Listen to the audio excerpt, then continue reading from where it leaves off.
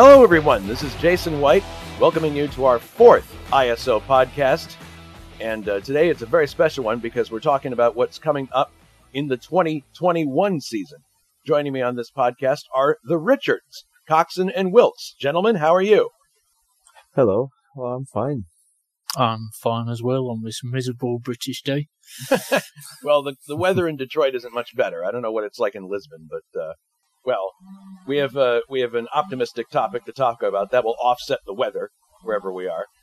We're talking about a mod that we are very excited to introduce for the 2021 season, and that would be the 1986 F1 mod.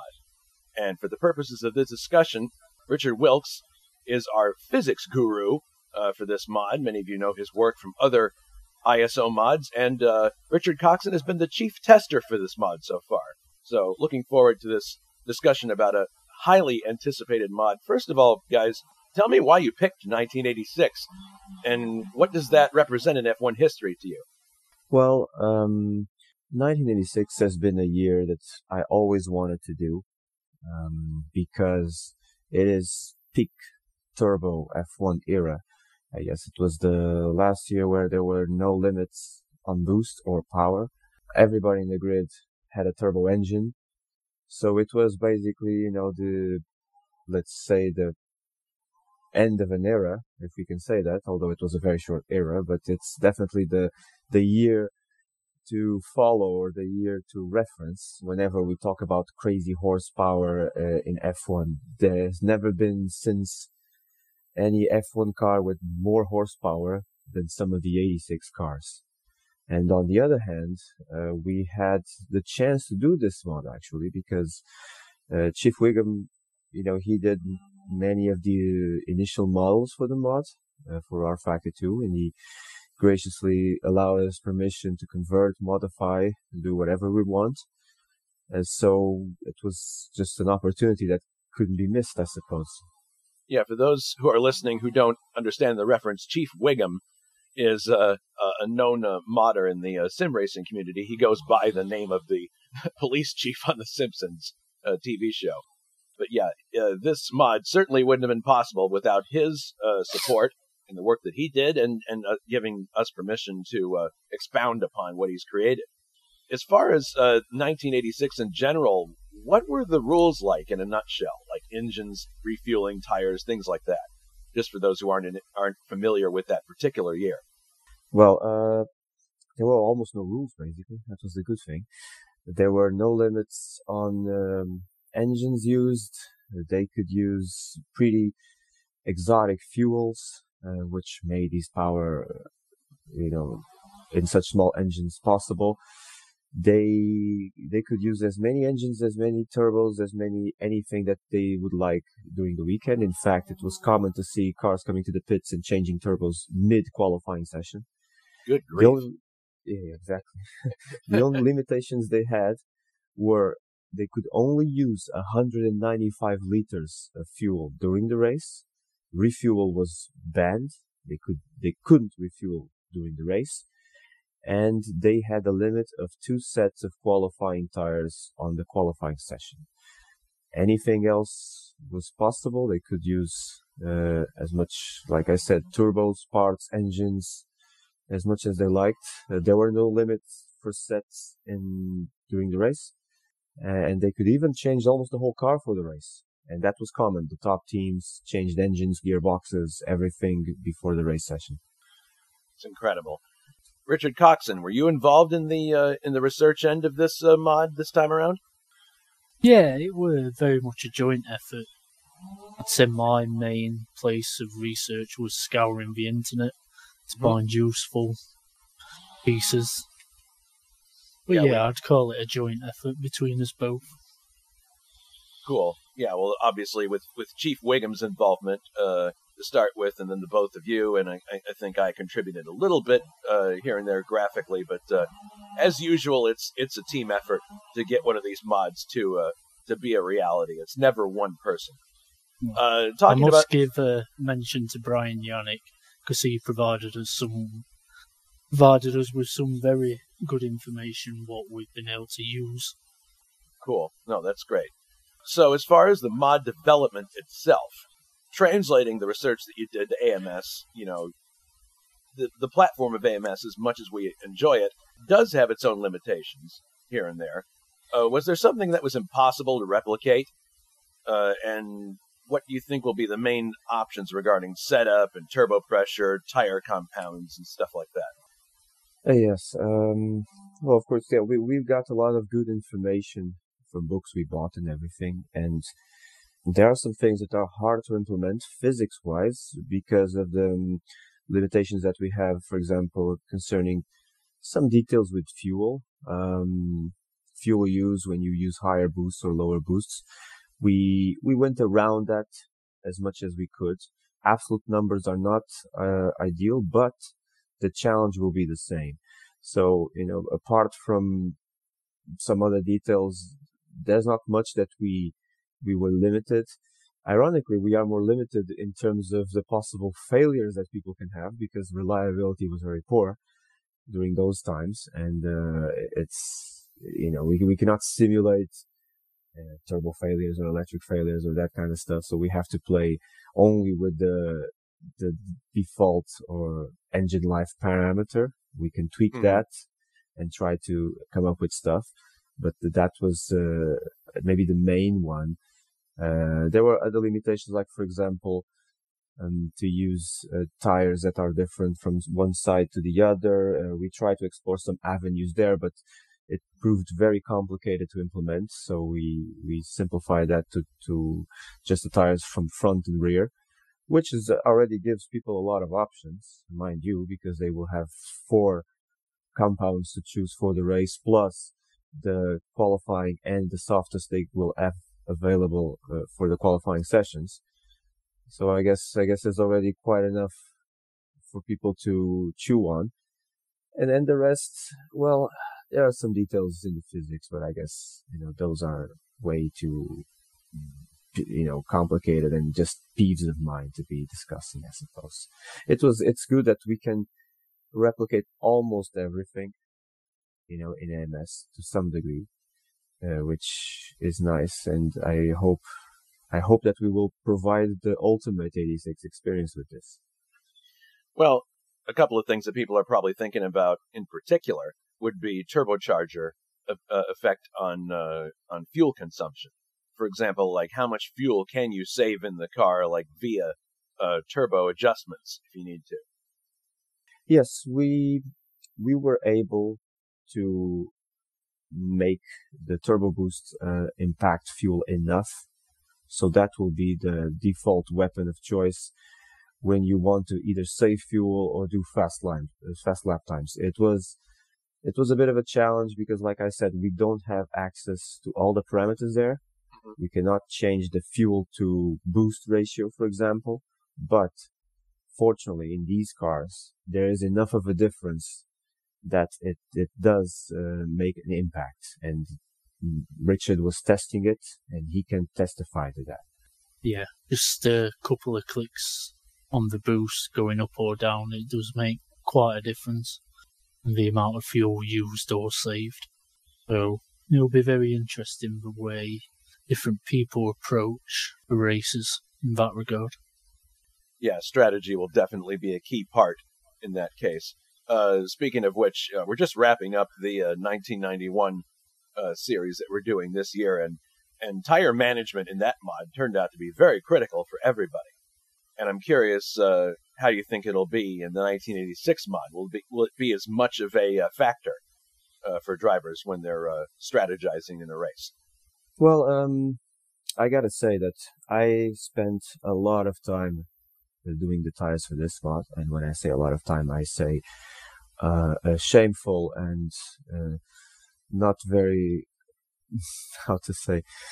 It was really a lot of time. I did more than 10,000 kilometers in the test mule just to do the tires, which amounts to many hours because, of course, it's many sessions of tweaking, going back to the game, doing some laps, getting out of the game, tweaking again. I think the important thing to say for those that are driving or tried our 91 cars is that tires blowing will be a thing of the past, or at least will be a lot harder to do. You have to do it on purpose this time. There's no way that you can blow tires just by skating off the track, fortunately.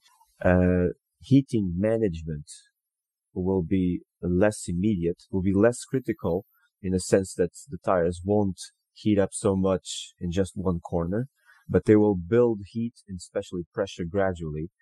And that has to be managed at some point.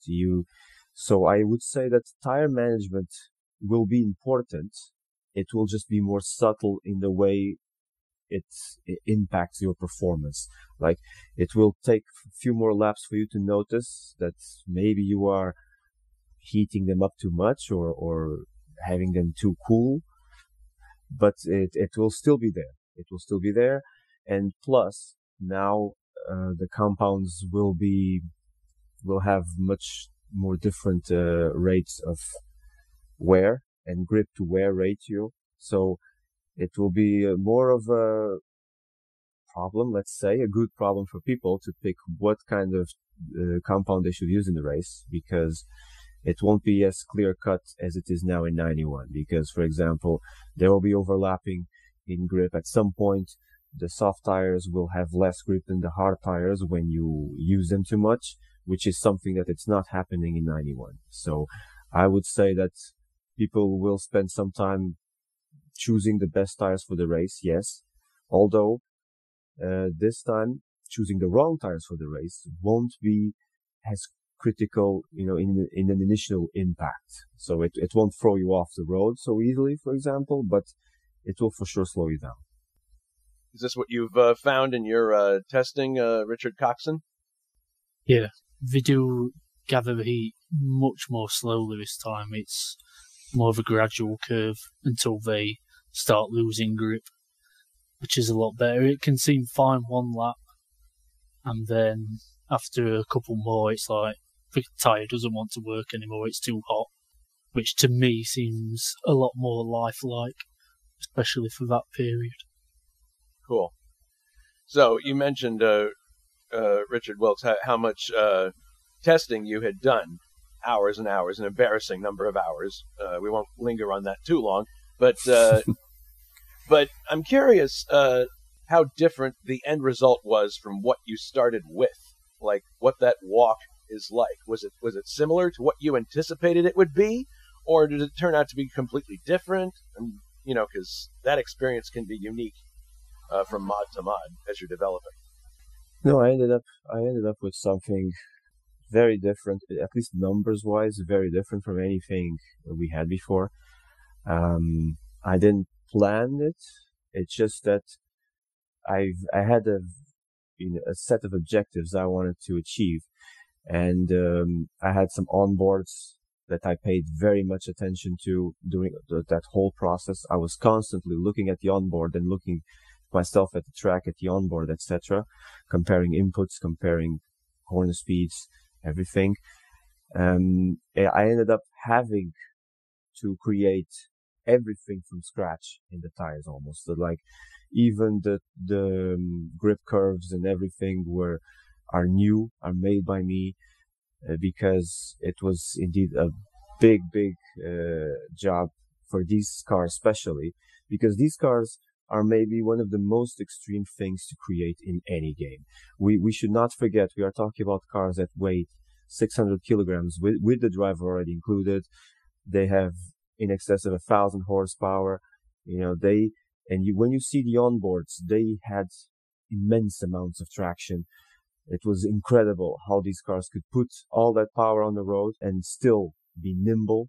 And that was a big undertaking, to make a car that is nimble, it's agile, but still is able to put a 900, 1,000 horsepower in the ground in a, let's say, safe manner, because that's what it looks like when we see people driving them.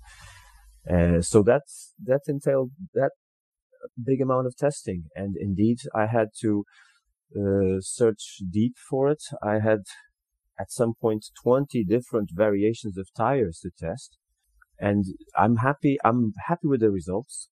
Of course, we can always use David Saver's famous quote that mods are never finished. You just stop working on them.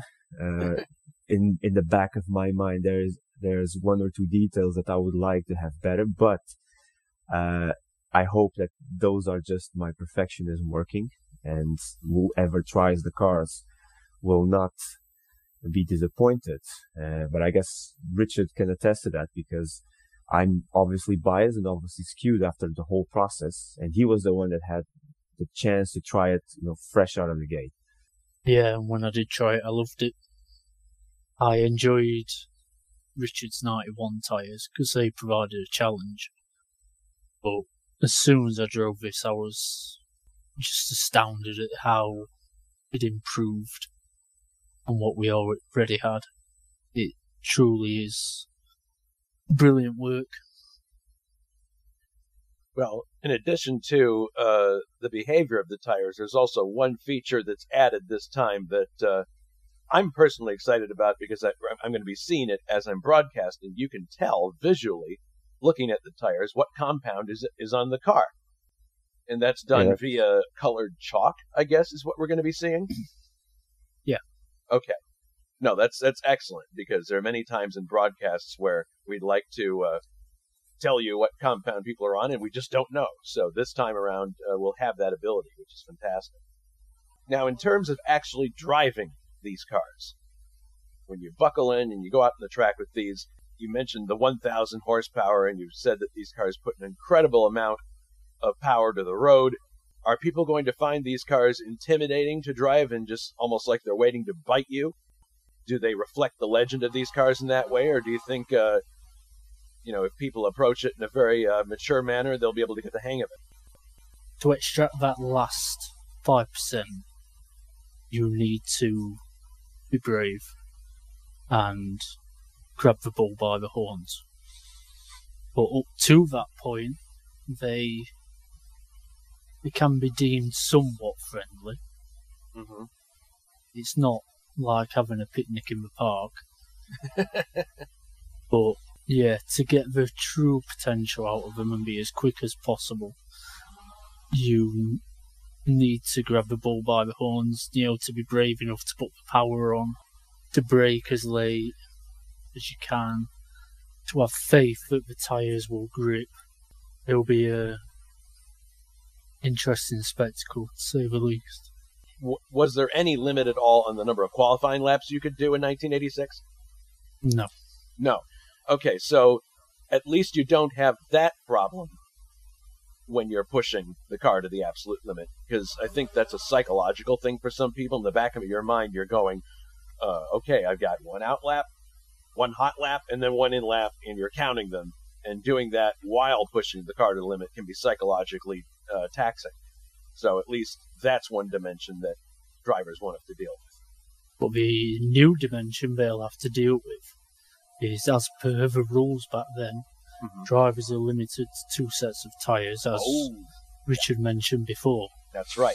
Yes. Okay. So what a lot of the top teams did, they'd spend 55 minutes of the hour-long session on the softest race tyres, qualifying, and then for the last 5 minutes they'd put qualifying tyres on, and they'd go for that ultimate lap. After the drivers were already, warmed up and had their marks down at that point, right? Yeah. Okay. Yeah. Yes, it's important to point out, though, that the difference between the qualifying tires and the softest race tires, pace-wise, was not as extreme as it became in later years. It was, the qualifying tires provided a bit more grip, but this extra grip wasn't as pronounced, and in some tracks, actually, they didn't work. Although I don't think that will be a problem in our game, because they didn't work in real life due to external factors like rubber on the track that wasn't that much compatible with the compound they were using, and things like that we cannot replicate. But the difference won't be so extreme. So you can do a good lap with the softest compound for race, and still, you can improve a bit with the qualifying one, but it won't be, you won't be wasting laps by lapping with the race tire. They are reasonably competitive. The softest one is reasonably competitive, so that you can already have a place on the grid or a decent place on the grid if you're quick enough, without needing to resort to the qualifying tires. So it's not a case of you just dawdle around and then when you put qualies, it's going to be 5 seconds quicker. No. So in terms of the difference between the cars in quali trim and the cars in race trim, is there a big difference between driving the cars on almost empty tanks and full tanks? Well, yes, I would say so. Not in terms of driving the car itself, but in terms of pace and what the car can do. The big thing in qualifying trim is the extra power you have, which will make gear shifting an art in itself, because you really need to shift quick with these things. They have immense acceleration and immense drag too, so they accelerate very quickly to a speed, and then they keep going, but slowly. So the technique for these cars, and you can see that clearly on onboards, is you get out of a corner, you accelerate, you go through the gears as quick as you can until top gear. And that's important because the engines are very laggy. They take some time to pick up, and you really need to be in the power range of the curve. You really need to be there. So you have to dispense, let's put it that way, with all the gear shifting as soon as you can, so that you can be with your foot down, maximum power all the way down to any straight. And this will be and of course, when you go to the qualifying session, this is even more crucial, because the gears, you almost don't have time to pause between gear changes. It goes that quickly. And the cars don't change behavior that much. You still have a reasonable amount of grip, even with a qualifying engine.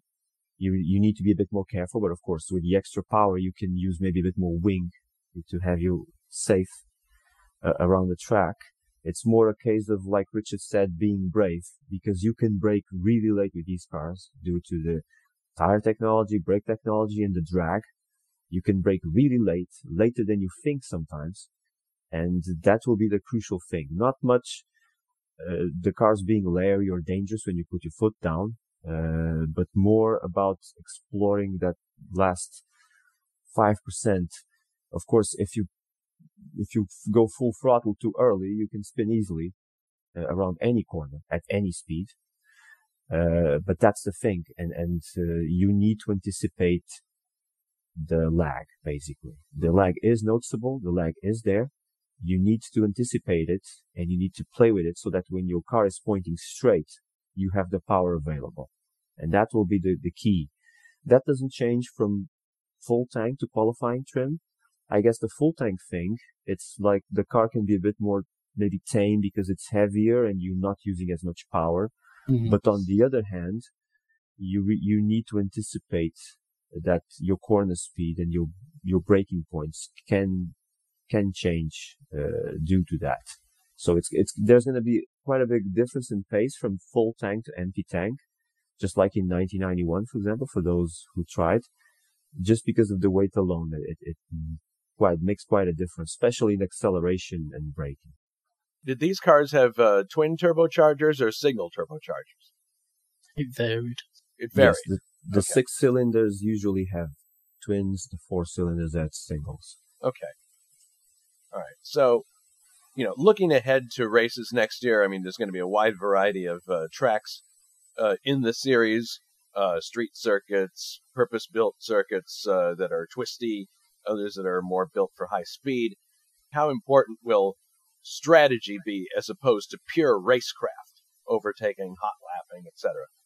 I would say that strategy will be much more important than in our current 91 season, for example, especially because of the fuel situation. Some tracks, the fuel is not a big issue, but in some tracks, it is a very big issue. And I'm not saying that you're going to have to lift and coast very much the Group C style, but the boost can drastically affect your pace.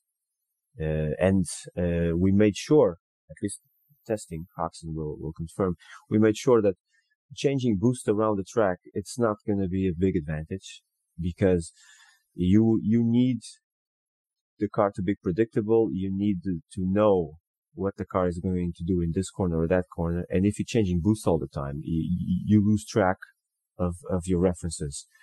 And lifting the boost up just for the long straight won't do a big difference in your lap time, but will do a big difference in your fuel consumption, actually. So people will have to strategize how much fuel they want to use during the race. If they want to set a time, and the boost for the whole race. If they want to go fast, go slow. Of course, the temptation to go quicker and overtaking people will be enormous. Of course, everybody wants to be in the front, right? Mm-hmm. And they can with the knob. At least there's a bigger chance for that. So people will have to have that into consideration. And of course, then there's the tire situation again. The pit stops for tires now will take longer than in 91, and crucially, they can take much longer. There is a variable to how long they can take, which can amount to 10 seconds. So you really, just like back in 86, you really want to avoid stopping. Of course, you cannot avoid stopping in most cases, at least in reality. That was the situation for most runners, especially the Goodyear ones. They had at least one stop, in some tracks a lot more. But you want to avoid it as much as possible because you don't know. You can stop and it takes 7 seconds, fine. But then if it takes 15 seconds, you lost quite a big chunk of time. So you never know how long the pit stop is going to take. And this is a crucial difference to 91, because in 91 people can, predict how long they're going to take in the pits versus how long they're going to take in the track. And they can already choose the best strategy based on the lap times. And that's not going to happen in 86 because you never know how long your pit stop is going to take. So, like, what do you think the range is going to be for pit stops? Is there like a window from quickest to slowest? Yes, the quickest times would be around 7.5 seconds, which were the quickest times back then. Slowest times, I think it's still not set in stone, but I think for now we set it around 16 seconds, something like this. Wow. So 10 seconds difference. If you're fighting for the win, it can mean that you lose the race, for example. It's quite dramatic, and people will have to have that into consideration. They can't pinpoint an exact strategy anymore like they're doing now. Like, okay, I'm going to stop at lap X, and then this is the optimum strategy. They won't know, because if they take 10 seconds longer, they lose all the spots they were hoping to gain. So it can be pointless. And this is intended to reflect the variables of, like, a difficulty in the pit stop, like a wheel jamming or something. The human aspect of the pit stop itself. Is that's what its intent is? Yes. Okay. We should not forget that 86 was still the infancy of tire pit stops in F1. So there was a lot to improve.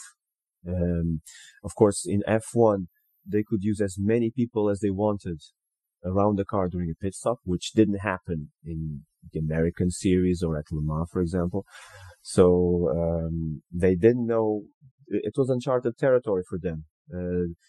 There was everything to gain, but also everything to lose. And because they were changing, this is an important factor, because they were changing in 86.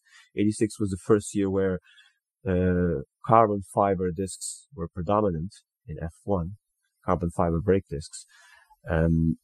It was common for wheels to jam because the carbon fiber discs could reach much higher temperatures than the steel ones during the race.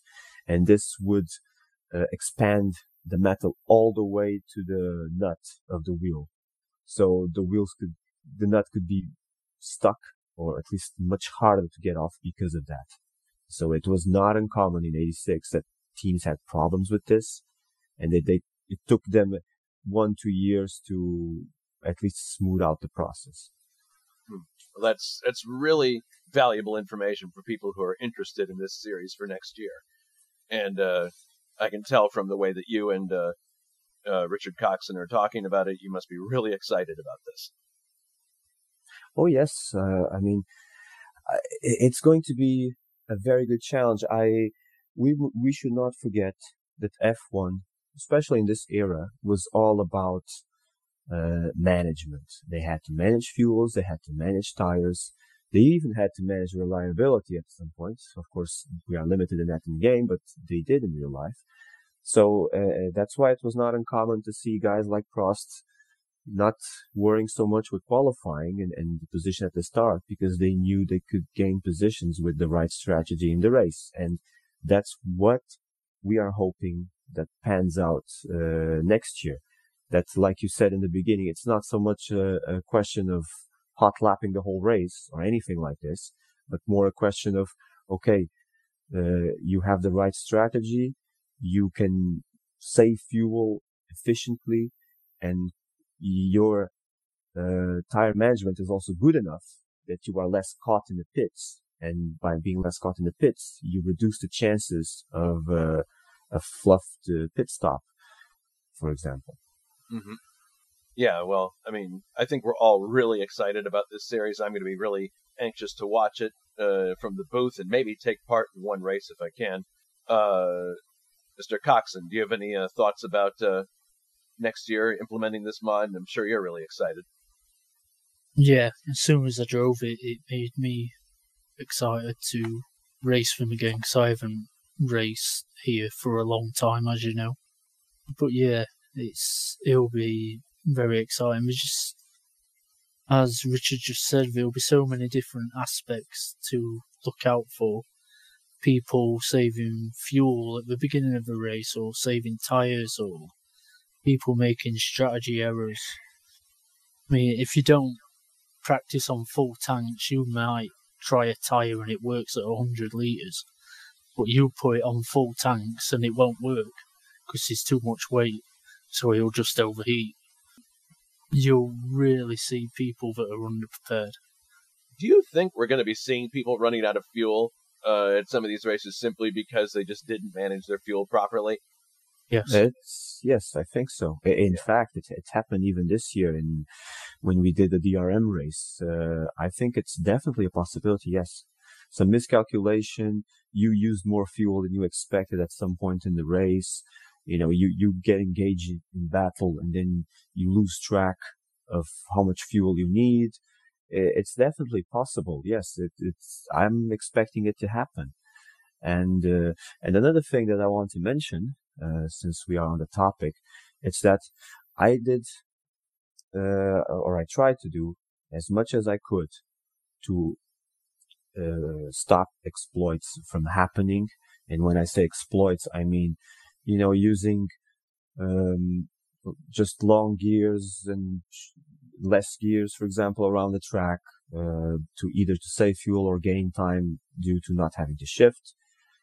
In terms of fuel, me and Coxon, in the testing process, we have been paying attention so that you cannot just gain free fuel by putting the wings completely down, or trying to run the engine at too low RPMs all the time. You know, this kind of thing. We paid attention to these things so that there is not a surefire way of just doing any race at full boost and getting away with it. And of course, this together with the work that I did previously with the tires, in which I also tried to stop some of the most used exploits or ways of driving that we have usually in sim racing, like trying to barge into quick corners on the brakes and trying to just use more steering angle to go around quicker corners, especially fast corners, you know, all those types of things that we have been paying attention so that, you know, people don't come around next year and then there's someone who's just, okay, I just put the wings down, put the gearbox very long, and fuel is not a problem. No. We are trying to make sure that indeed these aspects remain, and if they do remain, and we already had some success with them, like I said in the Group C stuff.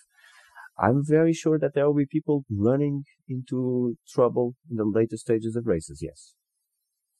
All right. Well, I'm really excited about this, and you guys clearly are too. And I hope our ISO racers are excited as well. It won't be long before January's here, and we'll see what these cars are like in the flesh. So, well, in the flesh as far as ones and zeros for us, but we really appreciate all the hard work that goes on behind the scenes to make this happen, and all the hours that you've been putting into it. And I'm sure we're going to be enjoying the fruits of all that labor in a very short period of time. So thanks very much to both of you for being here today. The Richards, Wilks, and Coxon. We're looking forward to seeing this work when it's complete. So thanks, everybody, for listening. This is Jason White saying so long. We'll see you on the next ISO podcast or on our next broadcast. Take care, and please be safe.